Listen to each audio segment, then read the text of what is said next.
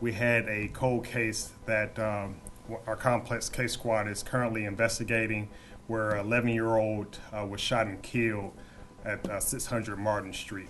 So we're just bringing it back to the forefront. Detective Velasquez is going to just share a brief kind of synopsis of the investigation. But again, we're here to elicit more information regarding this, bring it back to the forefront. So if anyone has any information about this homicide, we're asking them to reach out to the homicide unit as well as calling Crime Stoppers. Thank you. This case is from 1991, November 9th, 1991 at 600 Martin Street, Southeast Atlanta. It's a Summer Hill neighborhood in Atlanta. 11-year-old Jeremiah Anderson, who was a resident of that neighborhood, grew up in Mobile, Alabama, but had moved to Atlanta about a year or 2 years before he was killed. He was a sixth grader at A.B. Williams Middle School at the time of his death. At about 11:30 that night, on November 9th, he was outside 600 Martin Street with friends.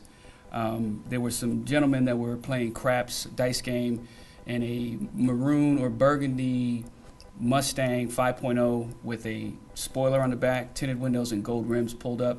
Two black males emerged from the vehicle with guns. One had a long rifle, possibly an AK-47. The other gentleman, or the other suspect, had a 9mm. They immediately began to rob or attempt to rob the people playing the dice game. Everybody ran, including Jeremiah and his friends. As everybody was running, the suspects opened fire. Both of them did. Jeremiah was struck in the back as he was running away. Where he fell is where the money was. The suspects then literally stepped over his body to pick that money up and then get in the car and drive away. That vehicle was found the next day about 8 miles away from the crime scene. So when this investigation started in 1991, the media put this out there. Several tips came in, and this is why we're doing this today. The tips that came in back in 1991 of the two individuals was a person named Rod and a person named Ray. And it wasn't just one person that called, it was several people who called. They wanted to remain anonymous, understandably so. We feel that Rod and Ray do exist. We feel that the community back then in 1991 knows who Rod and Ray is.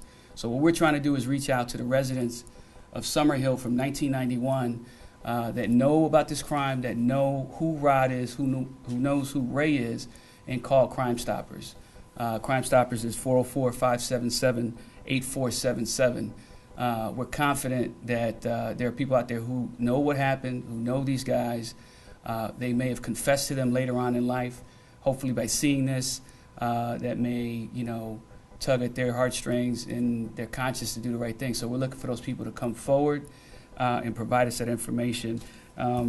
We take very seriously anytime anyone gets killed in the city, but when you're talking about an 11-year-old child, that kind of tugs at the conscience of the city. There's no need for an 11-year-old to be a victim of a crime so senseless as this was. So, we're really asking for the public's help, and if you know something, then please call Crime Stoppers. Thank you. You said Rod and Ray, are those possible suspects or the individuals who called? The suspects. So we're looking at Rod and Ray as potential suspects.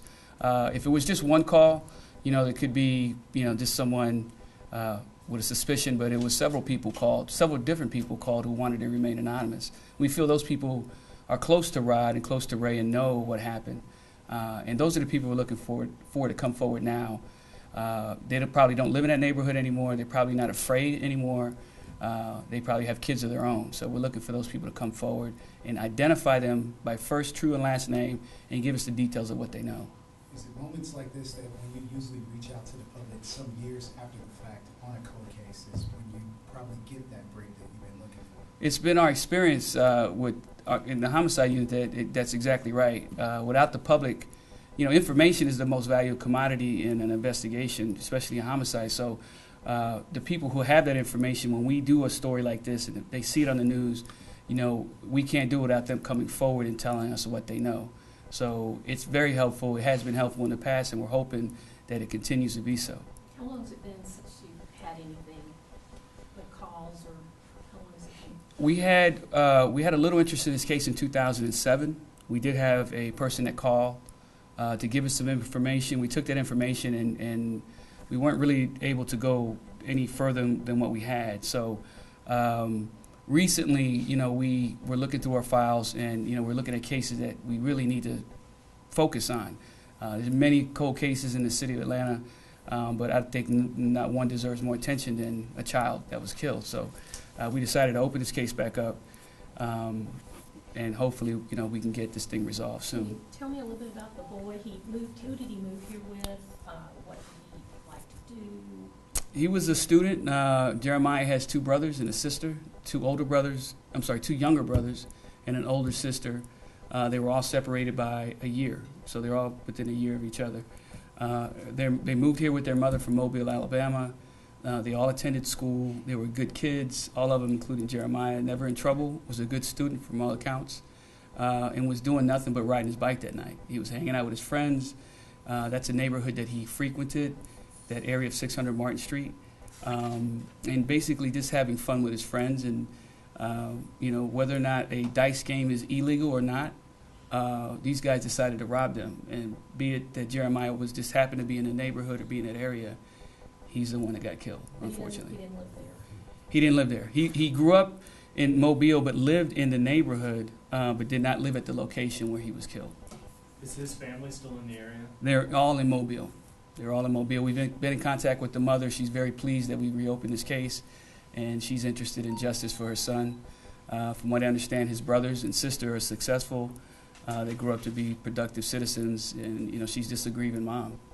How What was the long date of this? how long before she went home to Mobile after her report? I'm not aware. I don't know.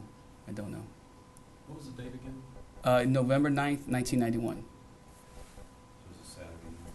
That's correct. Saturday night around 11:30 at night. So, and then I want to add a little to this. The vehicle in question, and I mentioned it before, is a maroon Mustang. It's very distinct. It was a stolen vehicle. That vehicle was recovered. Some of the witnesses got the tag number, and we recovered the vehicle the next day.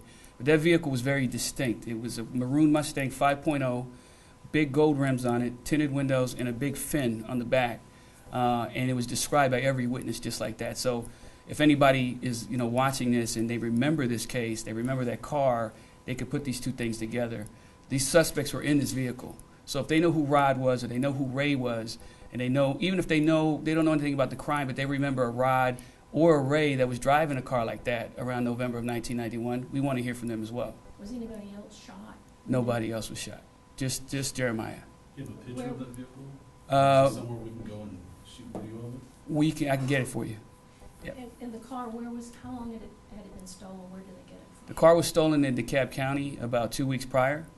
It was used in this crime, and then it was recovered in Atlanta the next day, the day after this murder.